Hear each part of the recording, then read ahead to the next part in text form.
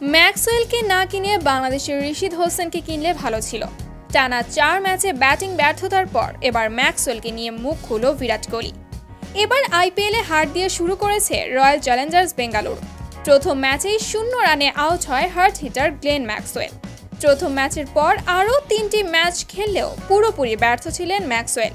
দলের গুরুত্বপূর্ণ ব্যাটসম্যান যখন 0 রানে আউট হয় তখন স্বাভাবিকভাবেই চাপে থাকে দল। টানা অফ ফর্মের পর এবার ম্যাক্সওয়েলকে নিয়ে মুখ খুলেন বিরাট কোহলি।